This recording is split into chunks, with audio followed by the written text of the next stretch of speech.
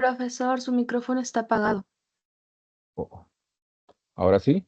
¿Sí? ¿Se me escucha? Sí, profesor. Oh, muchas gracias, muchas gracias. Bien, entonces comenzamos aquí en nomenclatura nuevamente. Bien, eh, había hace un momento mencionado, disculpen por el micro, disculpen el impasse. La nomenclatura inorgánica son una serie de pasos con los cuales nosotros podemos nombrar a los elementos químicos, a las como sustancias, ¿no? A los compuestos químicos, de tal manera que siguiendo estas reglas podemos nosotros de alguna manera caracterizar, nombrar a los compuestos. ¿Ok? En este caso nosotros vamos a tomar a los compuestos inorgánicos para poder ser nombrados, ¿ya? Los compuestos orgánicos, vamos a ver casi a la mitad más o menos de la cursada.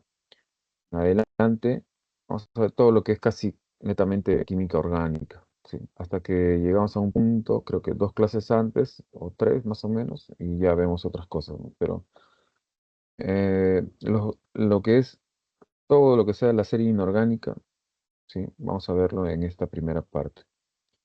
Ok, entonces, eh, compuestos inorgánicos, aquellos compuestos formados, especialmente con la mayor parte de los elementos que constituyen la tabla periódica. ¿Ok? Elementos orgánicos, aquellos que solamente, compuestos orgánicos, perdón, solamente aquellos tratados por la química orgánica, tienen como estudio a los compuestos mm, del carbono, ¿no?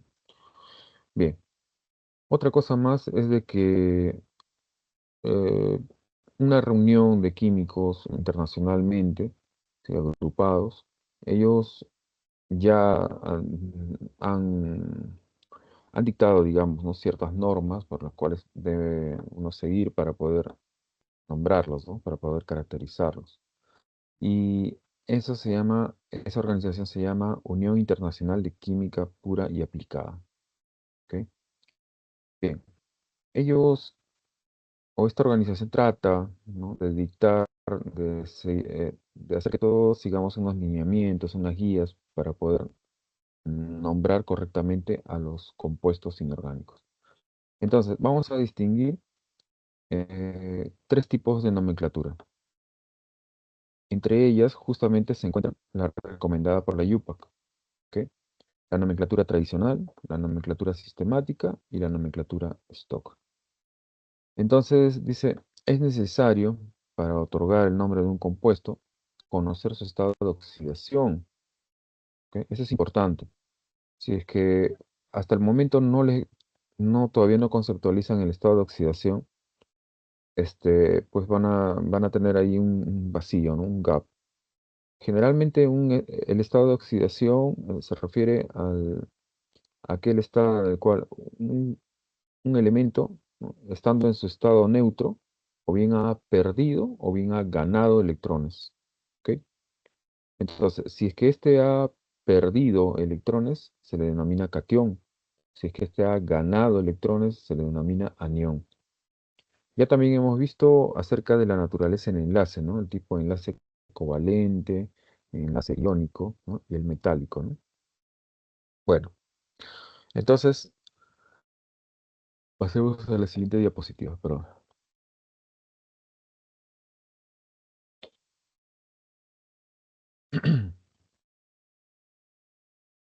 Número de oxidación o estados de oxidación, dice, es una medida del grado de oxidación de un elemento, ¿ok?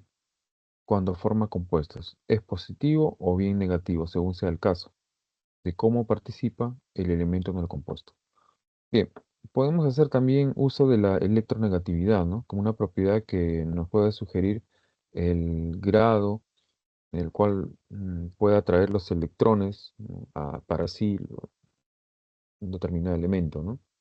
Bueno, si es que este pues es muy electronegativo, entonces arranca un electrón más bien, ¿no? Lo toma para sí más bien, ¿no? Ya no lo comparte, sino arranca un electrón de un elemento denominado electropositivo, ¿no? Tal como el magnesio 2, y así de esa manera forma un compuesto iónico, ¿no? Entonces, en el estado de oxidación se refiere justamente a eso, ¿no?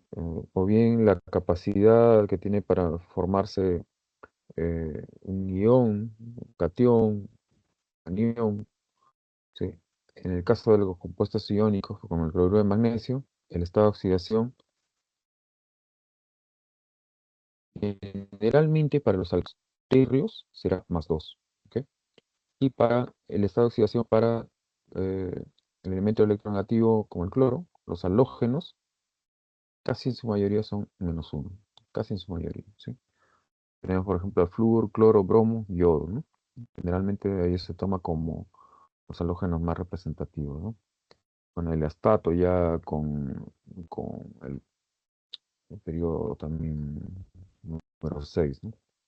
Bueno, del otro lado tenemos también formando clases del tipo covalente para la molécula del amoníaco. El amoníaco, ¿ah?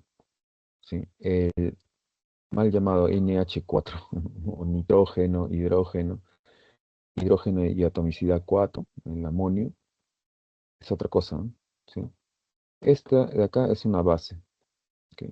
Y esta como base se comporta de tal manera tal que el nitrógeno, por ser el más electronegativo que el hidrógeno, ¿sí? El, veamos, el nitrógeno posee una electronegatividad de 3,04, ¿no? 3,04 y el hidrógeno de 2,20. De todas formas, el nitrógeno resta carga del hidrógeno, ¿no?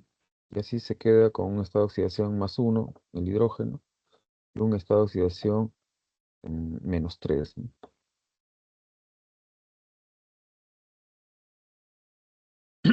¿Cómo se asigna entonces los números de oxidación, los estados de oxidación? Bien, lo que se hace es, se observa simplemente, ¿sí? Para una reacción dada, te dan la reacción planteada, entonces vas a elegir compuesto por compuesto, ¿no? O elemento por elemento. Y vas a observar, ¿ya? Que cada elemento en su forma libre siempre se le va a asignar el estado de oxidación 0, ¿ok? Entonces tienes reactantes y tienes productos, ¿ya? Lo que generalmente hacemos en química es observar el cambio, ¿no? Si es que se han removido electrones o si en todo caso se han liberado, cedido o bien se han ganado electrones, ¿no? En todo caso. Bien, tenemos así el cobre, el hidrógeno, el oxígeno y acá miren el fósforo, ¿no? Fósforo blanco, ¿no? Y el azufre, ¿cómo se llamaba este azufre? Azufre ortorrómbico, ¿no? Sí. Entonces, vean acá, por ejemplo, el cambio, ¿no? El hidrógeno de 0 pasó a ¿cuánto? A +1, ¿no? Y acá el oxígeno pasó de 0 a ¿cuánto? A -2. Entonces, ¿cómo obtuvimos eso, no? Vamos a ver, vamos a ver los siguientes pasos. Dice, los metales tienen estados de oxidación positivos en sus compuestos. Ahí tienes a los alcalinos térreos, y, y, bueno, en todo caso también a los elementos de transición, ¿no? A los elementos de transición, a todos ellos lo vas a ver, ¿no? ¿Dónde se encuentran los elementos de transición? Justo en la mitad, ¿no? De la tabla periódica. Y también vas a observarlo en dónde, en los elementos de transición interna, ¿no? Bueno, ahí tienen a lantánidos, actínidos, etcétera, ¿no? Bueno, todos ellos obedecen a todas estas reglas, ¿no? Por si acaso, ¿no? Pero siempre hay que observar el estado de oxidación ya experimentalmente determinado, ¿sí? Esa también es otra aclaración, ¿ok? Bueno, los elementos, entonces dice así, que tienen estados de oxidación positivos en sus compuestos. Los elementos del grupo 1A y 2A presentan número de oxidación +1 y +2 respectivamente. O sea, los alcalinos, ¿ya? Los alcalinos poseen estado de oxidación +1, generalmente, y el estado de oxidación +2, ¿para quién? Para los alcalinos térreos, ¿no? Ahí tienes, por ejemplo, ¿no? Acá, alcalino, como el sodio, y alcalino térreo, para el calcio, ¿no? Ahí está, con estado de oxidación +1 y estado de oxidación +2, respectivamente. Bien, reglas para asignar el número de oxidación. Seguimos. En los compuestos químicos se cumplen las siguientes condiciones. El hidrógeno siempre, por lo general, va a actuar ¿con quién? Con un estado de oxidación +1, ¿ya? Pero siempre y cuando esté unido a un no metal. Es el caso, por ejemplo, ¿de quién? Del cloruro de hidrógeno, con todos los halógenos, ¿no? Fluoruro de hidrógeno, cloruro de hidrógeno, bromuro de hidrógeno, yoduro de hidrógeno, ¿no? En todo caso. Bien. eh, pero sin embargo, cuando se encuentra unido a un metal, pasa a ser un hidruro metálico. Y en ese caso el hidrógeno va a actuar con un estado de oxidación de -1. Ahí tiene, por ejemplo, al dihidruro de calcio. ¿Sí? Dihidruro de calcio, ¿no? Ese sería entonces este caso, ¿no? Del hidrógeno con estado de oxidación -1, ¿no? Y el anterior con el hidrógeno con estado de oxidación +1. Bien. Ahora, de acá en adelante son compuestos oxigenados, ¿no? Y estos compuestos oxigenados, en todo caso, son óxidos. ¿Sí? En este caso sería un peróxido. Y sería un superóxido. Ajá. ¿En qué se diferencian los tres? Bueno, de que generalmente el estado de oxidación para aquellos compuestos que tengan al elemento oxígeno, dice, generalmente el oxígeno actúa con estado de oxidación -2. ¿Ok? Entonces tenemos aquí, por ejemplo, este es un ejemplo, ¿no? Ahora, el cloro, ¿cuántos estados de oxidación tiene? Bueno, vamos a verlo más adelante, ¿no? También. 1, 3, 5 y 7, ¿no? 4. 4 estados de oxidación, así, mucho cuidado. Parece que acá solamente indican con +3. ¿Sí? Hacen la indicación de que está actuando con estado de oxidación +3. Y además vamos a ver también más adelante que este es un óxido denominado óxido ácido. Óxido ácido. ¿Ya? ¿El quién es? Miren, es tan fuerte la electronegatividad del flúor, ¿ya? Es tan fuerte como lo habíamos visto, ¿no? ¿A cuánto se le asigna a él el número de electronegatividad? +4, ¿no? Según la escala de Pauli. Pero es tan fuerte que puede incluso hacer que varíe de tal forma el oxígeno y se convierta en un estado de oxidación positivo. Es fuertísimo, ¿no? Arranca unos electrones, pues es enorme la fuerza, ¿no? Electronegatividad del flúor. Bien, ahí entonces en este compuesto, en un superóxido, eh, el estado de oxidación es +2. ¿Ok? Luego pasamos a peróxido. Y el peróxido siempre va a tener esta característica, ¿no? El hidrógeno, en todo caso, generalmente siempre va a actuar con +1, pero aquí el oxígeno va a actuar con -1. Y otra cosa más, con atomicidad 2. ¿Ok? Con atomicidad 2. O sea, esta región, esta parte de acá, así se escribe como tal, ¿no? Peróxido, ponen oxígeno 2 y todo eso lleva a un estado de oxidación -1. ¿Ok? Digamos. Bien. El oxígeno, entonces, en la mayoría de sus compuestos presenta estado de oxidación -2 y el resto de los anfígenos. ¿Quiénes eran los anfígenos? ¿Mm? Anfígenos, o también llamados, ¿cómo? Calcógenos, ¿no? Presentan, entonces, ¿qué estado de oxidación? -2, +2, +4 y +6. Bueno, ahí pueden ustedes observar que, por ejemplo, para el azufre tenemos este estado de oxidación -2, +2, +4 y +6. ¿No es así?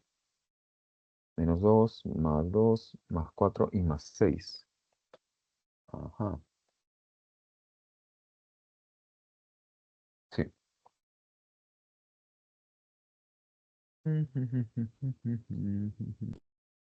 Ya.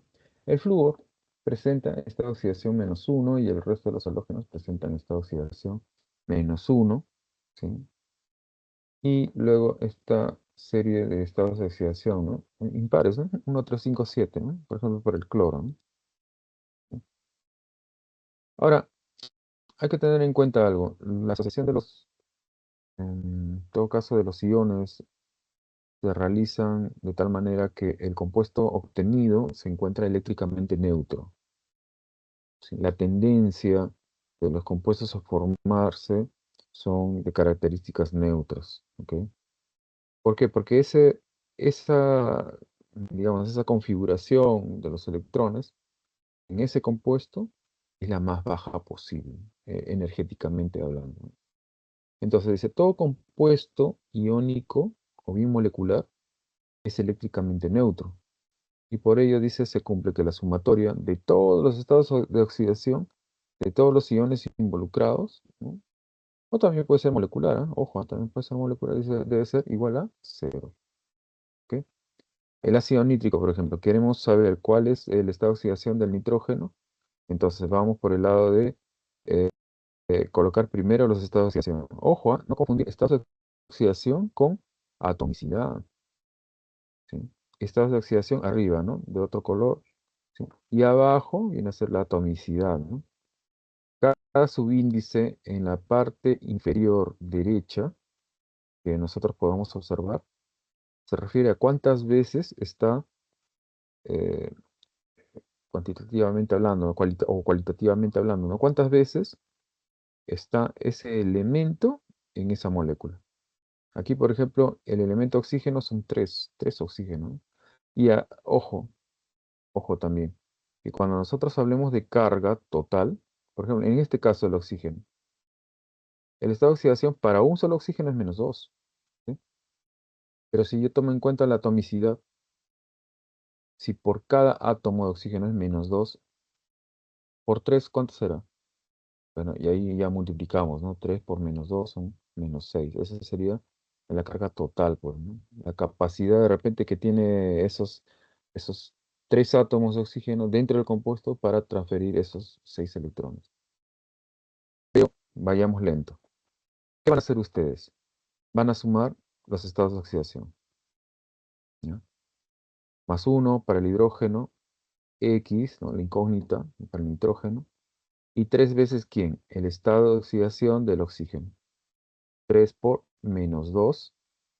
Y la suma total, ¿cuánto debe ser? Igual a +5. Y ese sería el estado de oxidación del nitrógeno. ¿Ok? Ahora, este para un compuesto. En este caso es un ácido. Puede ser para una base, un ácido o una sal. ¿Qué sucedería si que que comillas, ese compuesto, ¿no? Se encontraría cargado?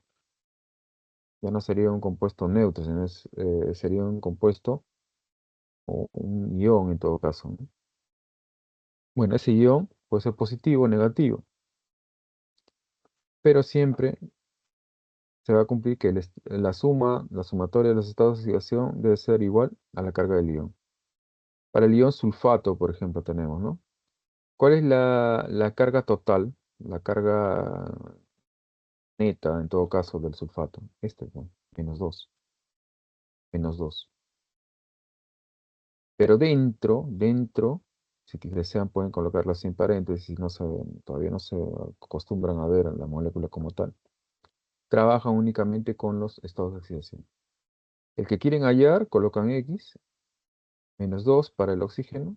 Y acá recuerden la atomicidad, ¿sí? Acá siempre recuerden la atomicidad.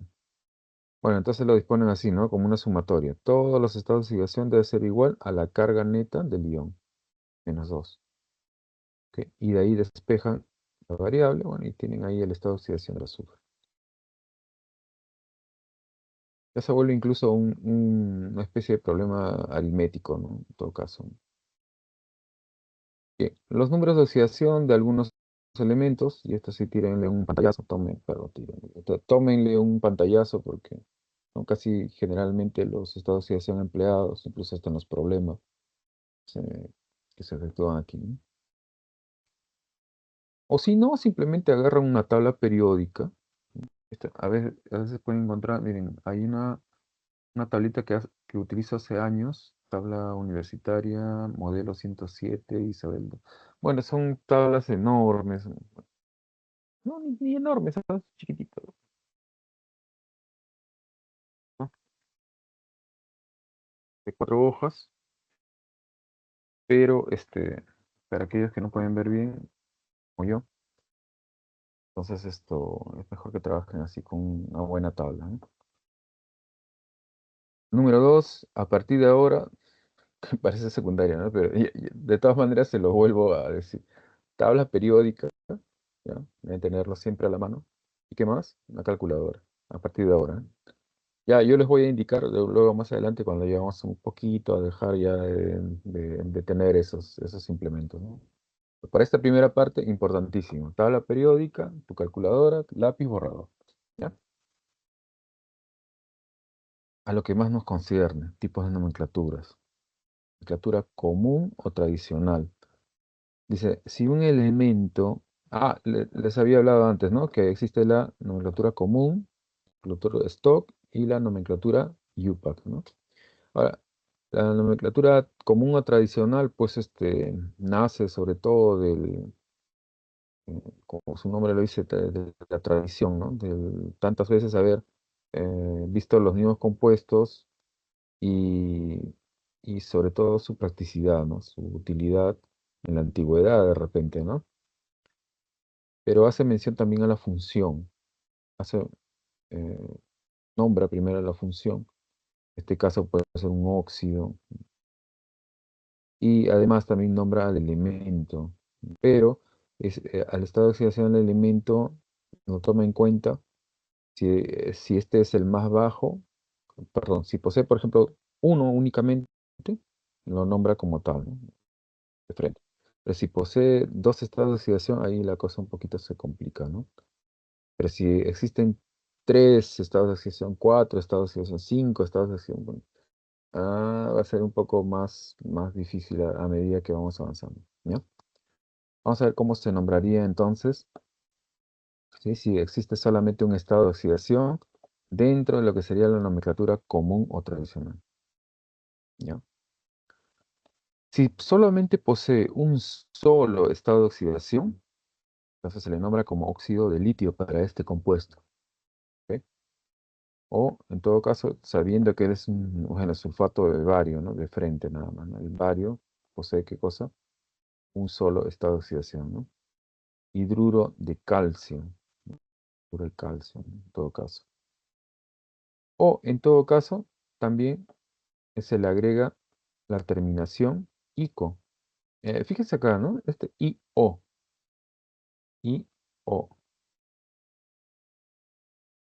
Les da a ustedes la apariencia de que puede prestarse un poco a confusión, ¿no? Pero tranquilos, porque esto de acá es solamente referido a un solo estado de oxidación, ¿ok? Y cuando vean ustedes que terminan en ICO, están nombrándolos ¿en qué? En la nomenclatura común o tradicional. Bueno, la regla número 2 respecto a la nomenclatura común o tradicional nos indica que, por ejemplo, para la función óxido, ¿no? Y un metal que posea dos estados de oxidación, en el caso del cobre posee oxidación más uno, más 2. Para el más bajo, ¿ya? Debe acabar ¿en qué? En el sufijo, en todo caso el sufijo oso, más 2 en el sufijo ico. Entonces tenemos la función que se debe nombrar anteriormente óxido, ¿sí? El nombre raíz, en todo caso el cobre, cuprum, cobre, cupr, oso, ¿no? La terminación oso al final, para el estado de oxidación menor del cobre. Y así también lo mismo para el óxido cúprico, ¿no? Bien. ¿Qué pasaría entonces si no tenemos uno, ya no tenemos, ya tenemos tres en todo caso, tres estados de oxidación? Comenzamos ahora con el menor de ellos, con el estado de oxidación, eh, por ejemplo, para el caso del fósforo, ¿no? El fósforo, pueden ustedes ubicarlo en el tercer periodo, ¿ok? Y tienen ustedes en la columna 15, ¿no? En la columna 15. Vayan al bloque P y lo ven ahí. Bien. Entonces, eh, colocamos la función ácido, ¿sí? Y para el menor estado de oxidación, colocamos el prefijo hipo. Hipo, el nombre raíz, fósforum o fósforo, en todo caso, fósforo, y la terminación oso, el sufijo oso. El prefijo hipo y el sufijo oso. ¿Ok? Bueno, luego continuamos así, ¿no? En orden ascendente con los estados de oxidación. Más 1, más 3, más 5 del fósforo, ¿no? Y colocamos así, ácido fosforoso, terminación oso. Y con el mayor de todos los estados de oxidación entre esos tres, colocamos ácido fosfórico, acabado en ico, ¿no? Ahí tenemos también al azufre. Azufre. Ujú. ¿Cuánto sería acá el estado de oxidación para el azufre?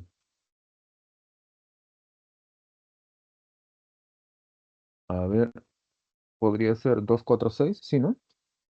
Acá menos 2, acá sería más 2. A ver, a ver, a ver, a ver, a ver, a ver. Sí, porque capaz que no. Ajá,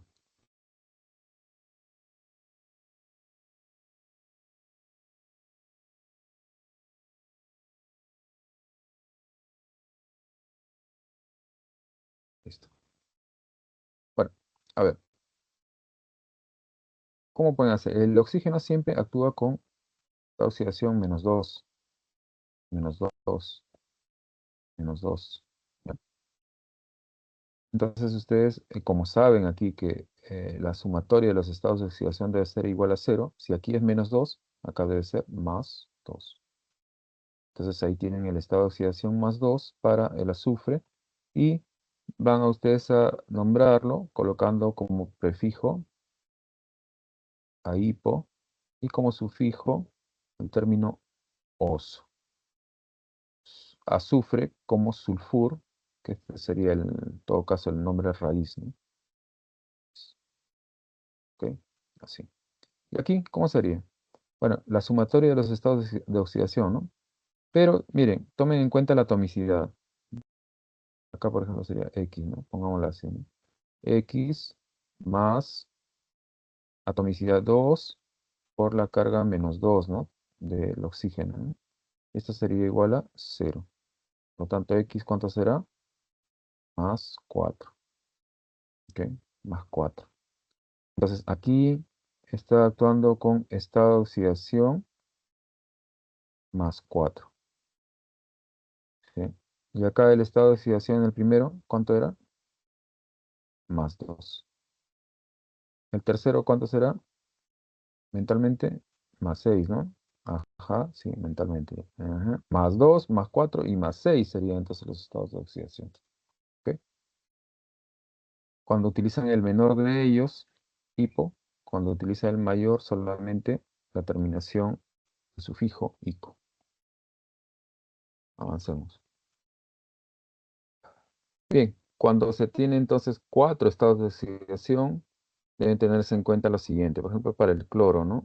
1, 3, 5 y 7 son los estados de oxidación. Para el menor de ellos van a utilizar el prefijo hipo y la terminación en oso. De manera ascendente, ¿no? De más 1, más 3, más 5, más 7. Después de más 1, entonces ustedes consideran solamente colocarle el sufijo oso. ¿Ok? Cuando tiene estado de oxidación más 3 el cloro. Cuando tiene estado de oxidación más 5, ¿ya? Más 5, solamente colocarán la terminación ico, o el sufijo ico, ¿no? Y cuando es más 7, colocan de prefijo el término per, ¿ok? Como prefijo y como sufijo ico, ¿no? Bueno, ahí tienen, ¿no? Hipo, oso, oso, ico y perico, ¿no? En todo caso, forma mnemotécnica, ¿no?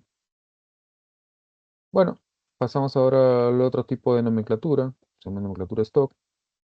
Toma en consideración la función, ¿sí? Y nombra al metal, pero a su costado, finalizando, siempre debe acostumbrarse a colocar, ¿qué cosa? El estado de oxidación del metal, pero entre paréntesis, ¿no? Y además escrito en números romanos. ¿Sí? Bueno, acá todavía no hay indeterminaciones, ¿no? De frente se le llama óxido de hierro, y acá el estado de oxidación escrito en romanos, con diferencia, ¿no? Con estado de oxidación más 2 y colocan el en romanos 2, ¿no? Más 3 y acá también 3. Entramos entonces a lo que sería la nomenclatura sistemática. La nomenclatura sistemática,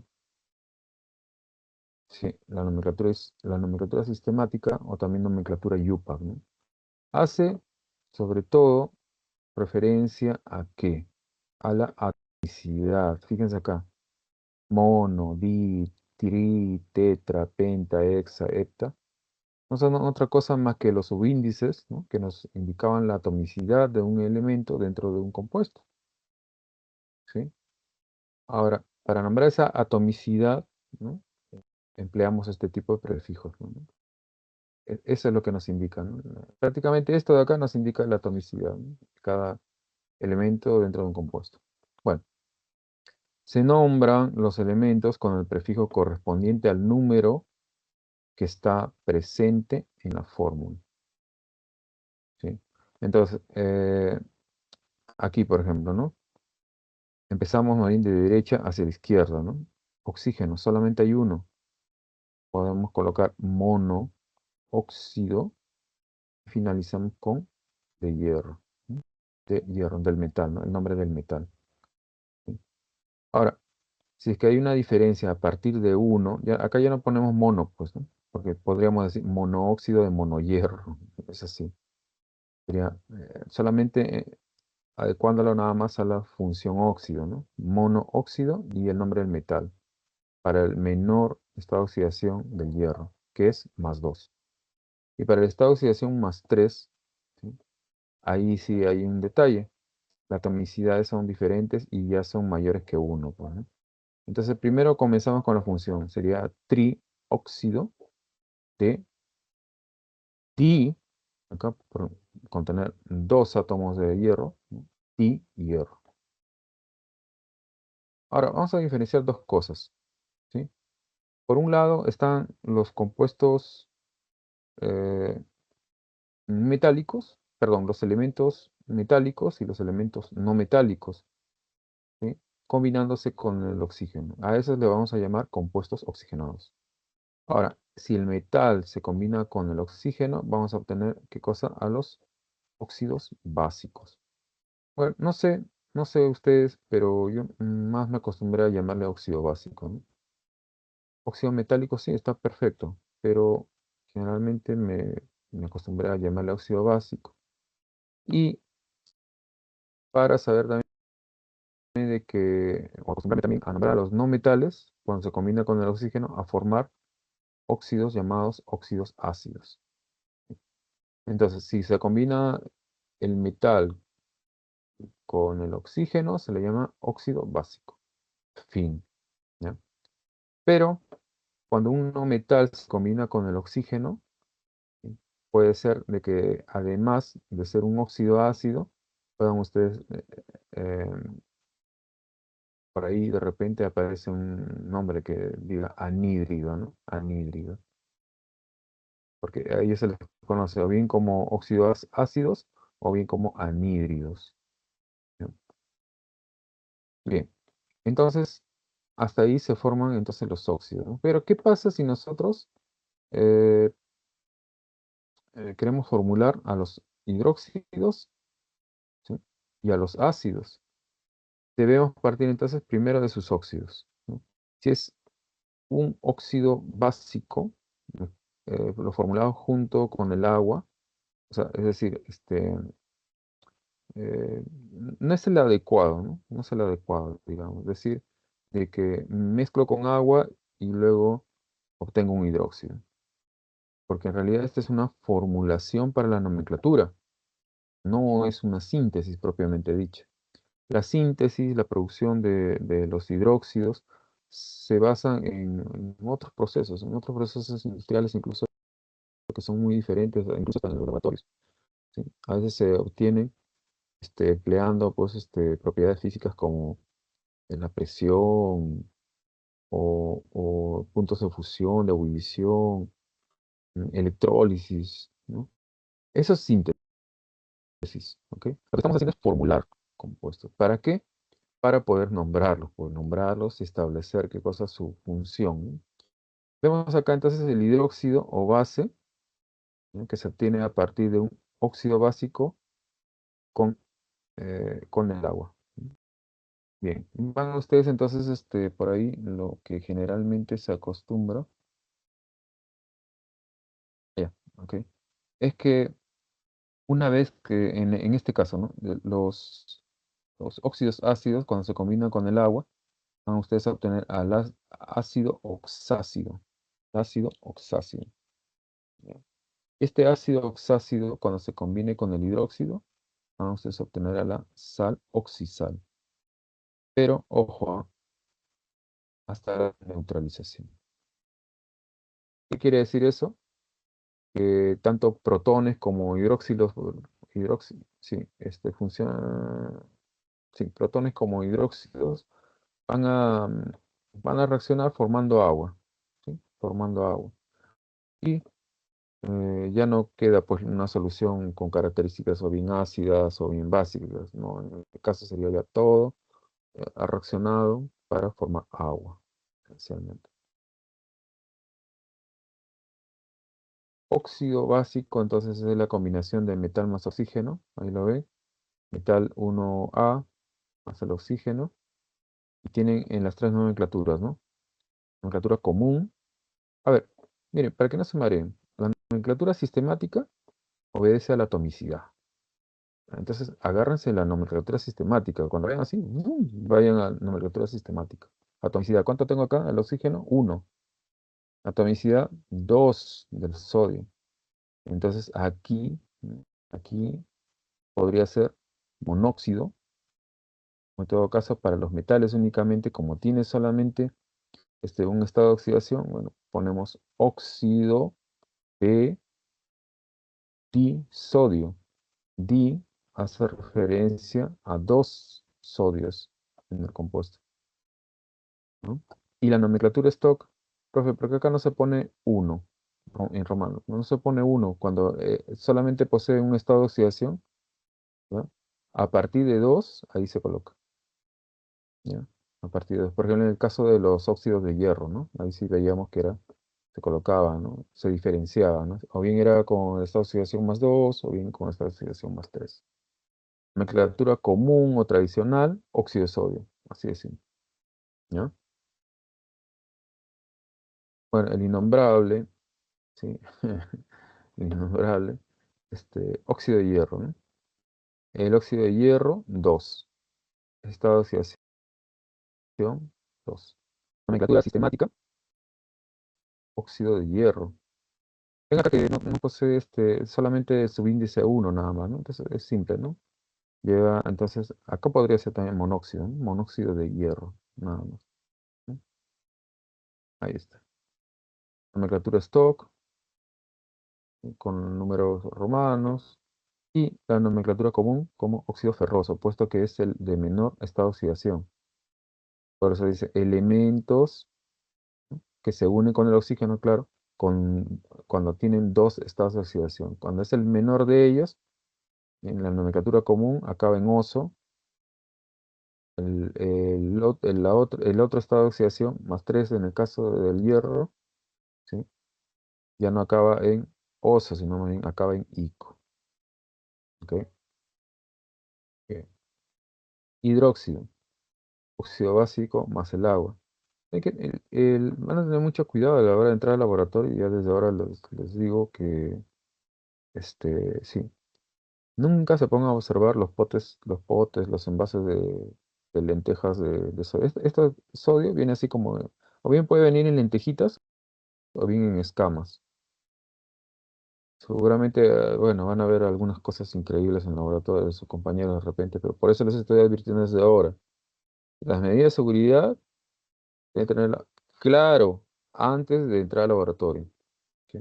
Experimentalmente, entonces, cuando ustedes vayan a probar una hipótesis en laboratorio, haciendo la experimentación, este, todo lo teórico pueden llenarse, todo los manuales pueden llenar, pero ¿saben qué? Si no son ustedes coherentes, ¿no? En ser precavidos, en todo caso, asegurándose con, ¿con qué cosa? Con sus gafas, ¿no? De protección, o su mandil, a la mano, no sé, qué sé yo, extintores, ¿no? Tampoco no van a ser exagerados, pues, ¿no? Pero sí, siempre lean la hoja de seguridad de cada uno de los reactivos que van a emplear para su experimentación. Entonces la soda tiene esa característica, es jabonoso, pero además es, ¿qué cosa? Es corrosivo también, ¿no? Y sobre todo puede producir pues daños a la piel, ¿no? Ok. El ácido también, ¿no? Igualmente, ¿no? Bueno, entonces aquí tenemos que para el hidróxido se nombra de la manera siguiente, por ejemplo, para la nomenclatura sistemática. Hacemos mención entonces a la función, ¿no? Hidróxido, hidróxido. Y como tenemos dos oxidrilos, ¿sí? Dos oxidrilos que puedan obtenerse en solución acuosa, dos oxidrilos, ¿sí? Entonces nombramos como, ¿sí? El término di adelante de la función hidróxido, ¿no? Como prefijo el di. El término en todo caso que señala que hay dos, únicamente dos funciones hidróxido, ¿no? Y la terminación de hierro, ¿no? Nomenclatura stock de frente, ¿no? Hidróxido de hierro, 2. Ese sería el estado de oxidación del metal, ¿no? Con el cual está actuando. Y la nomenclatura común, hidróxido ferroso. Ya pueden imaginarse cómo será el de mayor estado de oxidación, ¿no? El +3. Solamente hidróxido férrico. En el caso, por ejemplo, de la nomenclatura sistemática, ¿no? Era Di para el de menor estado de oxidación. Uy, rechanfle, ya está. Dihidróxido, ¿no? Y para el de mayor, trihidróxido. Bien, igualmente para el anhídrido, son óxidos, pero ahora con los no metales, ¿no? Acá también tienen con no metal.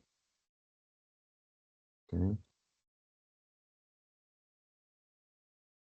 Y con la función, producto de la combinación del óxido ácido, también llamado anhídrido, más el agua, que obtenemos ácido oxácido. Ácido oxácido, ¿ok? Tenemos ahí el anhídrido sulfuroso. Anhídrido sulfuroso. Recuerden, acá el estado de oxidación del azufre, ¿cuánto es? +4, ¿no? +4. Entonces, enfrentamos con el agua para la formulación y obtenemos el ácido sulfuroso. Ácido sulfuroso. ¿Ok? Y así, para el ácido sulfúrico, en el caso de el estado de oxidación +6, ¿no? Acá +4, acá +6. Entonces tenemos el anhídrido sulfúrico más el agua, y obtenemos el ácido sulfúrico. Con los cuatro estados de oxidación, ¿no? Para el cloro, para los elementos que señalan aquí, grupo 7A, ¿no? De los halógenos. Tienen ácido, hipo, delante, ¿no? Y como sufijo la terminación oso. Fíjense que cada uno de ellos en realidad proviene de quién? Del ácido oxácido, ¿no? Bueno, son ácidos oxácidos, pero proviene de quién? De los anhídridos, ¿no? Anhídrido, ¿no? Del anhídrido correspondiente, ¿no? De acá, ¿no? El anhídrido correspondiente. Cuando ustedes ya tengan ya formulado ya el ácido, entonces siempre hagan más bien una especie de pensamiento retrospectivo, ¿no? O sea, hacia atrás, ¿no? ¿De dónde proviene entonces el ácido? El ácido, en un problema, ¿no? Vayan entonces, ¿de dónde provino? Del óxido, ¿no? Del óxido. En este caso, el óxido es un óxido ácido, ¿no? Oxácido, ¿sí? Que van a tener un ácido oxácido cuando el óxido ácido se combina con el agua. Sal oxisal se refiere a la combinación de un ácido más una base, ¿sí? ¿Ok? Cuando el ácido oxácido, termina en oso, el oxoanión termina en ito. El ácido oxácido termina en ico, el oxoanión termina en ato. Para el ácido sulfúrico, entonces nosotros liberamos estos dos protones para transformarlo en un anión. Este anión es un ión, en todo caso, divalente, negativo. Es un anión divalente.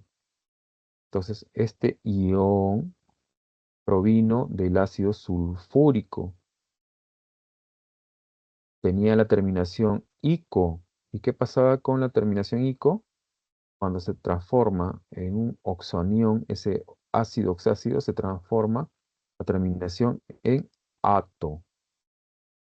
Entonces, de sulfúrico se transforma en sulfato, ¿no?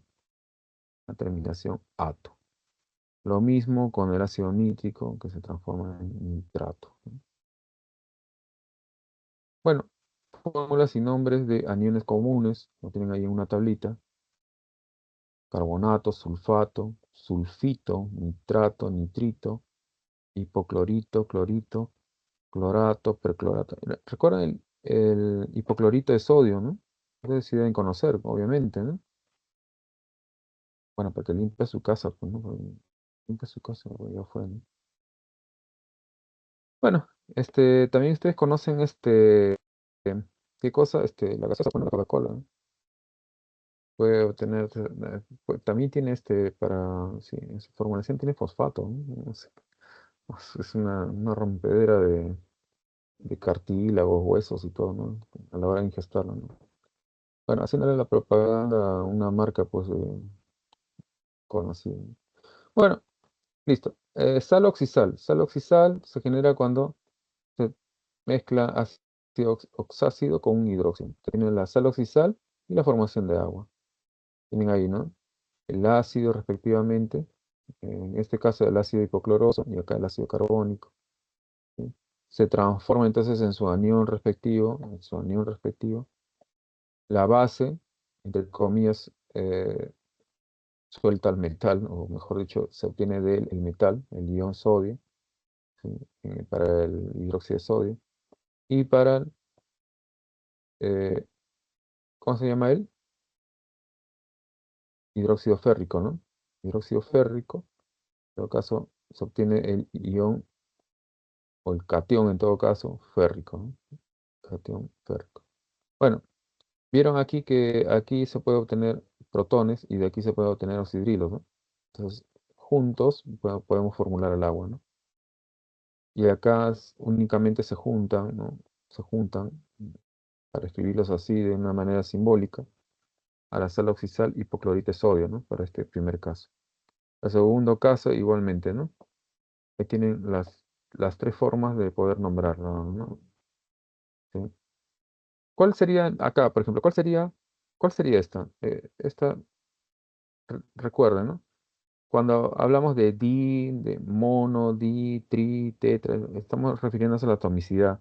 Si nos referimos a la atomicidad, fácil es identificar lo que se refiere a la nomenclatura IUPAC. Si tenemos el estado de oxidación escrito en romanos, nomenclatura stock, ¿no? Y el otro, que no obedece a ninguna de las otras dos, pues sería la nomenclatura tradicional, ¿no? O común también llamada. Ujú.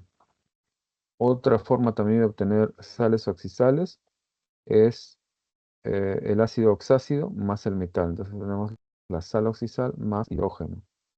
Esa también es una forma de obtener también sales oxisales. ¿Ok? Ácido oxácido más el metal me da sal oxisal más el hidrógeno. Más ejemplos por ahí. Y ahora tenemos a los compuestos hidrogenados. ¿Sí? Los compuestos hidrogenados. Uy, falta regular, ¿eh? Porque tenemos que avanzar un poquito más. Bien, los compuestos hidrogenados, en cambio, para los metales y los no metales, hay ciertos tipos de diferencia, ¿no? Para los metales que se combinan con el hidrógeno, tenemos a los hidruros metálicos. Y a los no metales, ¿sí? Van a haber combinaciones de dos tipos, ¿no? Uno con el grupo 6A y el grupo 7A. ¿Sí? Grupo 6A y 7A. 7A, ¿a quién corresponde? A los halógenos, ¿no? ¿Sí? Y el grupo 6A al grupo de los anfígenos o también llamados calcógenos, ¿no? Cuyo elemento cabecera de ese grupo sería pues el oxígeno, ¿no?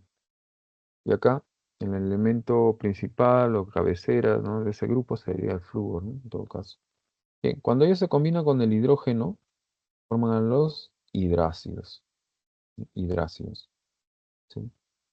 Y generalmente, ¿cómo cambiamos la terminación del metal en uro, ¿no? Por ejemplo, en el caso de una mezcla, ¿no?, entre el hidrógeno y el cloro, vamos a obtener cloruro, cloruro de hidrógeno, ¿no? Esa sería la forma, ¿no?, de nombrar. Ahora, eso todavía está en una, llamémoslo así, en fase gas, ¿no? Cuando pasamos por agua recién, cuando pasamos por agua, que se convierte en un ácido.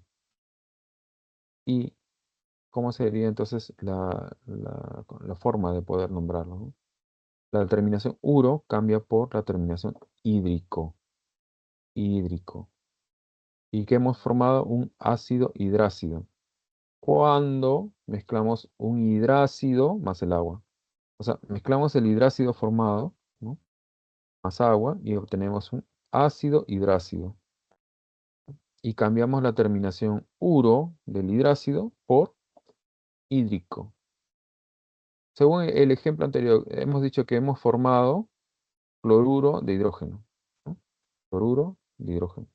Si mezclamos con agua, ¿no?, formulamos con el agua, ¿sí?, obtenemos un ácido, ¿sí? Y ese ácido será ácido clorhídrico, que cambia la terminación uro por hídrico. Acá, en el no metal, a veces esto se les llama también hidruros especiales, pues, ¿no?, cuando se combina con el hidrógeno, todos ellos, ¿no? Tenemos a los boroides o llamados térreos, a los carbonoides. En ese grupo están el carbono, el silicio, ¿no? A los nitrogenoides, en ese grupo tenemos también al fósforo y al arsénico, ¿no? Y al antimonio también incluso, ¿no? Antimonio. Aunque ahí deben tener cuidado, ¿no? Porque el antimonio, ¿qué cosa es el antimonio? El antimonio no es un no metal, ¿no? ¿Qué cosa es? Un metaloide, ¿no? Ok. Bueno, ahora, ¿qué pasaría si nosotros mezclamos un ácido hidrácido y formado y del otro gráfico, ¿no? Tendríamos que irnos al otro gráfico. Bueno, ya. Con un hidróxido o base. ¿Qué pasaría si mezclamos el hidróxido base con el ácido hidrácido? Tenemos entonces una neutralización y formamos así la sal aloidea. Por ejemplo, ¿no?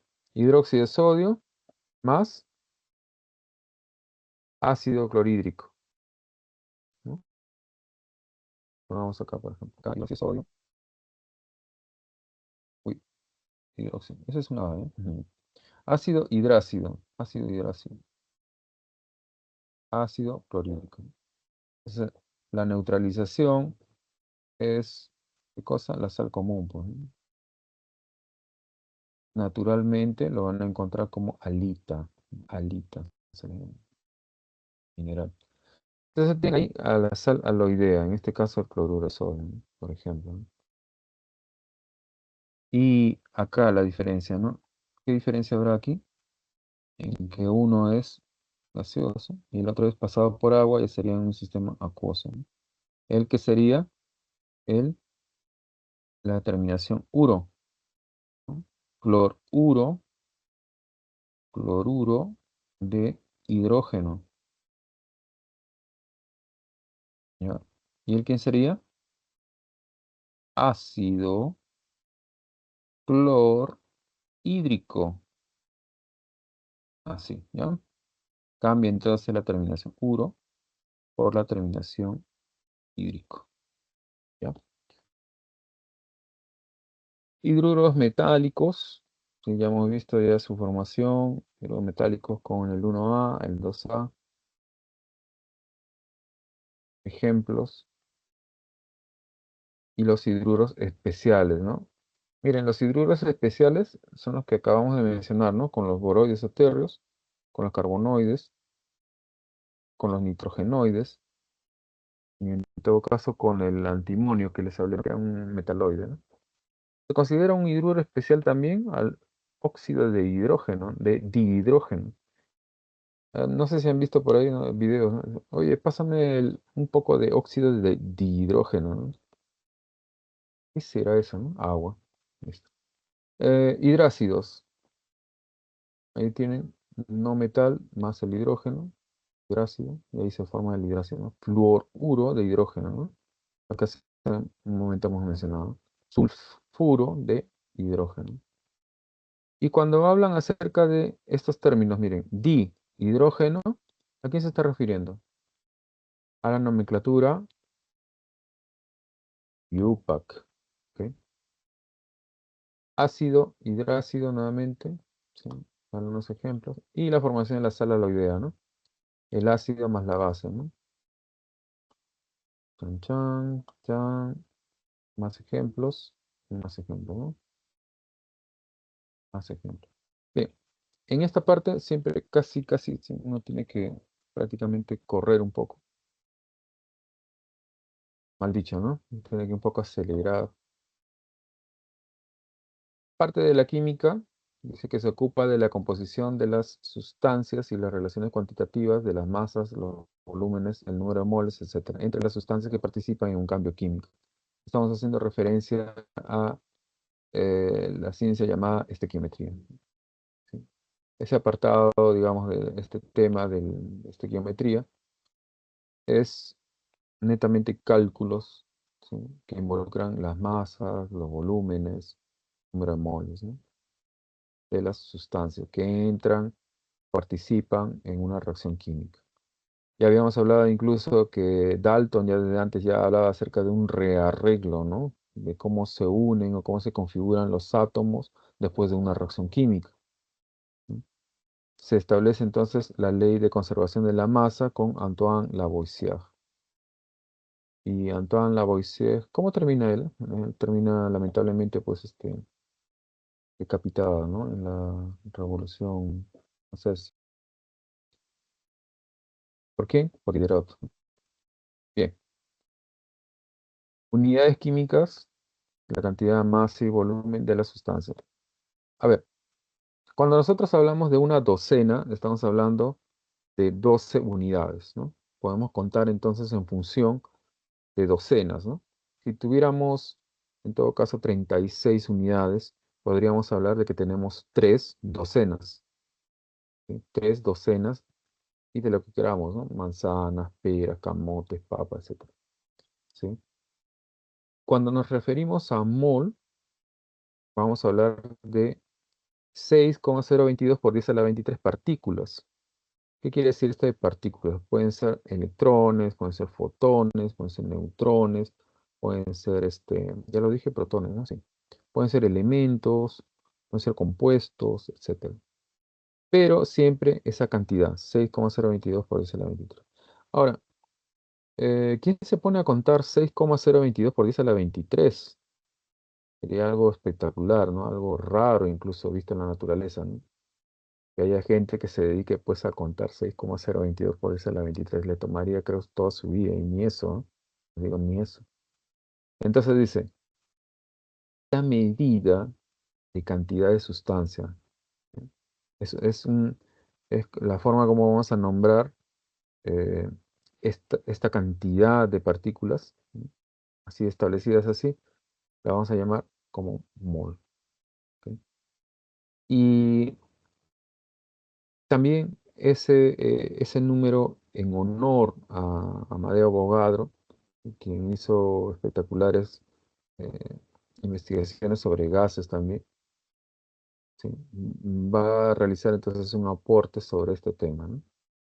Entonces, miren, un mol de átomos de hidrógeno, o sea, un mol de partículas, en todo caso, átomos de hidrógeno, como estamos hablando de un mol, ¿cuánto contiene? 6,022 por 10 a la 23 átomos de hidrógeno.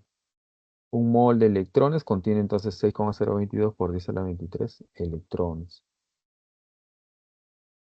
Él, como una sola unidad, ¿sí? Podemos decir que él es un mol de trióxido de azufre, ¿no?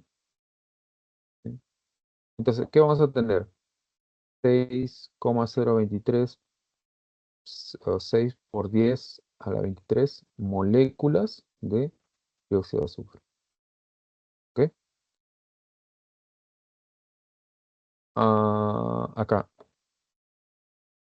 Si nosotros nos basamos en cuanto a cómo está conformado él, ¿sí? En un mol, entonces vamos a encontrar en un mol de este dióxido de azufre, vamos a encontrar un mol de átomos de azufre, un mol de átomos de azufre y 3 mol de átomos de oxígeno. Hace referencia a la atomicidad, ¿no? Atomicidad acá para el oxígeno es 3, entonces será, bueno, 3 moles de átomos de oxígeno. Un mol de átomos de azufre para atomicidad 1, ¿no? De azufre. Sigamos. Bueno, acá este compuesto pues es fácil, ¿no? De obtenerlo, ¿no? Digamos que en cuanto a nomenclatura me refiero, ¿no? Y además de conceptualizarlo así como un óxido, ¿no? Como un óxido. Pero ¿qué pasa cuando las sustancias pueden formar iones? Se habla de la unidad fórmula. La unidad fórmula, acá estamos hablando de un mol de cloruro de calcio, por lo tanto hablamos de 6,022 por 10 a la 23 unidades fórmulas de cloruro de calcio. Que a su vez, si nosotros nos fijamos acá en la atomicidad de cada uno de estos, en todo caso, elementos, ¿no? Que luego en solución acuosa van a formar iones, nos vamos a referir aquí a el calcio, por ejemplo, un mol de iones de calcio. O también 6,022 por 10 a la 23 iones de calcio. Acá, 2 moles de iones cloruro van a ser. ¿Y por qué 1,2? Porque hemos multiplicado pues 2 por 6,022 por 10 a la 23. Entonces nos da 1,2 y tanto por 10 a la 24 iones de cloruro. Entonces cuando nos piden justificar cuántos iones en total tengas, haces simplemente la sumatoria nada más, ¿no? De cuántas partículas en todo caso tienes. ¿Cuántos moles en realidad obtienes de iones totales? ¿No? Tienes 3. 3. Unidades químicas de masa, la unidad de masa atómica se toma como una referencia, ¿sí? Para establecerla, la doceava parte de la masa de un átomo de carbono, eh, número atómico 6 y número de masa 12. Ajá, bueno, no es cualquier átomo, ¿eh? Acá, no es cualquier átomo. ¿Se trata de quién? De un isótopo, puesto que el carbono posee isótopos, carbono 13, carbono 14, carbono 12, pero justo este carbono, este isótopo del carbono es el más estable, el más abundante, y por eso se toma como la doceava parte de esa masa una unidad de masa atómica. ¿A cuánto equivale eso? A 1,66 por 10 elementos, 24 gramos. Claro, porque no vamos a estar tampoco pesando a cada átomo, ¿no? Tomamos ahí como referencia la masa ahí de uno de los isótopos más estables, ¿no? Que me representa a mí a todos los cálculos que voy a poder realizar en adelante, ¿no? Quiere decir, si es que ustedes establecen una unidad, debe ser siempre con patrón el más estable de todos, ¿no? Entonces vamos a medir en función de la masa de este átomo, de la doceava parte de ese isótopo, ¿no? ¿Ok? Entonces así es como obtenemos al peso atómico o masa atómica relativa, ¿ya? Cuando nosotros empezamos a utilizar así, miren, la masa atómica relativa, estará en función de la masa del isótopo, por ejemplo, del isótopo 1 multiplicado por su abundancia. Abundancia, obviamente, del isótopo 1, ¿no? Y esto está a veces expresado en porcentaje. Más la masa del isótopo 2, ¿sí? Multiplicado también por su abundancia. Abundancia de ese isótopo, el isótopo 2, ¿no? También expresado en porcentaje. Y así. Chan, chan, chan, chan, chan, chan, chan, chan. ¿Listo? Si tienen, por ejemplo, tres isótopos, bueno, así igualito, consideran el producto, ¿no? La suma de los productos de la masa isotópica se le llama, respectivamente por su abundancia. Y aquí abajo van a ustedes a colocar, ¿sí? El número 100, ¿no? El número 100. Entonces, esta expresión me indica que la masa atómica relativa es un promedio ponderado de los pesos o masas, como le dije hace un momento, masas isotópicas, o sea, las masas de cada isótopo. Y a su vez, cada uno de ellos multiplicado por su respectiva abundancia. Abundancia en la naturaleza, ¿no? Abundancia en la corteza terrestre. ¿Ok? ¿Qué pasaría si ustedes se van al espacio? Buena pregunta, ¿no? Sí, me la hicieron una vez, pues. Por ejemplo, la abundancia de un cometa, ¿no? Que son errantes, ¿no? En todo el espacio. Tendríamos que hablar entonces de una abundancia isotópica de cada elemento referido a ese meteorito, cometa, ¿no? En todo caso, estamos hablando en el planeta Tierra, en la corteza terrestre, ¿no? Estas abundancias, ¿no?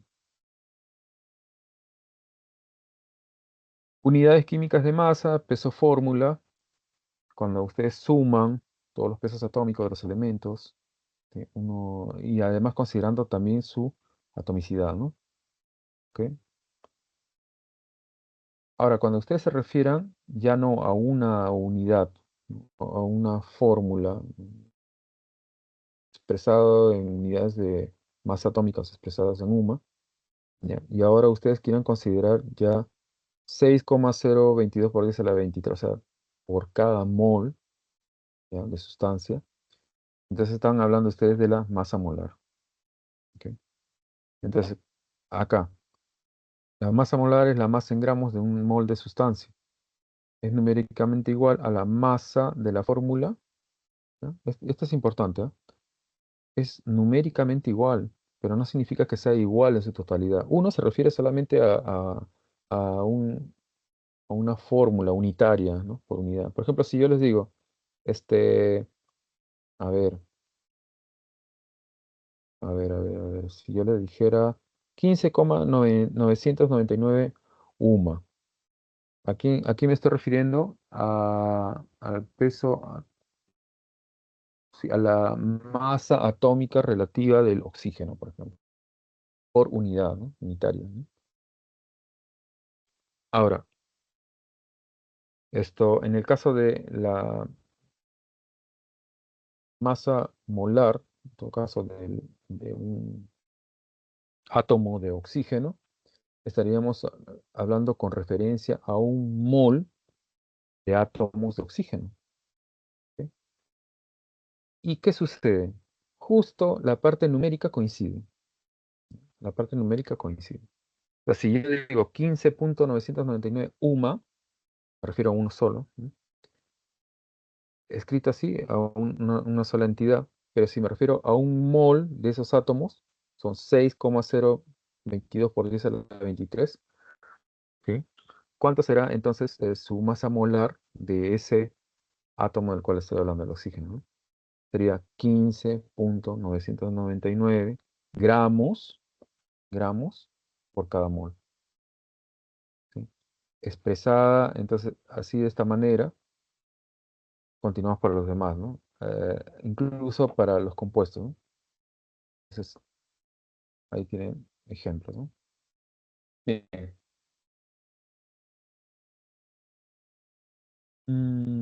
Tienen para un mol de carbono, un mol de hidrógeno. de moléculas de hidrógeno, ¿sí? Un mol para cloruro de magnesio, este es un compuesto iónico, ¿sí? Entonces se habla de unidades fórmula, ¿no? Se obtiene, ¿qué cosa? Un mol de iones magnesio 2 y 2 moles de iones cloruro. La cantidad de moles puede expresarse de esta manera, ¿no? El número de moles dividiendo la masa en gramos sobre su masa molar. Ahora, ¿qué sucede con los compuestos? Ah, sí, especialmente con los gases, preferentemente con los gases. ¿Sí? Cuando el volumen de una mol de cualquier gas ideal se encuentra a condiciones normales. ¿Qué son condiciones normales? Condiciones normales es cuando el gas se encuentra a una temperatura y una presión denominada también estándar, ¿no? La temperatura, entonces, se encuentra a 0 grados Celsius o también a 273 Kelvin. Y la presión a 760 milímetros de mercurio o una atmósfera. Cuando se establecen estas condiciones, estamos hablando que estamos trabajando en condiciones normales. Y un mol de ese gas siempre, pero siempre va a ocupar 22,4 litros. ¿Ok? Chan, chan. Ahora entramos a los ejercicios de clase, ¿ya? Pasamos entonces a los ejercicios de clase. Ujú. Fíjense que ha sido bastante extenso, ¿no? Pensé que íbamos a, pensé que íbamos a demorar poco, pero uy, aprovechamos esto de acá. Ahí está, listo. Bien, bueno, entonces solamente un vistazo, como siempre. Acá va a ser así, ¿eh? Lo repito. Formación de compuestos y nomenclatura. Tienen las reglas para asignar los números de oxidación. La tabla periódica de los elementos. Tienen ahí cada una de las electronegatividades comunes, ¿sí? Y sus números de oxidación respectivamente. Que no tiene electronegatividad, ¿no? Tiene más bien números de oxidación, ¿no? Más comunes, ¿no? Nada más, ¿no? Sí, ahí no sé, bueno, son colocados. Bien, acá tienen, ¿qué cosa? Un cuadro, ¿no? Que resume los tipos de nomenclatura, común, sistemático y stock. A esto me refería cuando utilizaran ustedes la nomenclatura stock, número de oxidación en romanos, pero aquí en del metal, ¿no? En el sistemático, uso de prefijo, di, tri, tetra, ¿no? A partir de dos prácticamente, ¿no? De dos, cuando la atomicidad ya es 2 a partir de ella ya empieza a nombrar como di, ¿no? Di, tri, tetra, etc. Común, hace referencia ya a los estados de oxidación mayor y menor, ¿no? Acá, ¿cómo se puede formular el óxido de hierro? El óxido de hierro 3 así de esta manera, ¿no? Cruzando los estados de oxidación, ¿no? Y estos estados de oxidación van a pertenecer, ya una vez formado el compuesto o formulado el compuesto, efectivamente a la atomicidad, ¿no? Hay una correspondencia, ¿no? Bueno, esto de cruzar la flecha, esto es pues, mnemotécnico, ¿no? Saben que es mnemotécnico. Y la nomenclatura, a su vez, ya saben ustedes que no es igual que la síntesis, ¿no? La síntesis es otra cosa, ¿no? Las funciones inorgánicas, geometría, concepto de mol, ejemplos, y comenzamos. El manganeso, dice, es un elemento químico que se utiliza en la producción de acero para mejorar su dureza, rigidez y solidez. Formado, se encuentra formando varios compuestos inorgánicos, como la pirolusita, que se utiliza en la fabricación de pinturas y barnices. El permanganato de potasio. Ajá. ¿Qué observan aquí en el permanganato de potasio?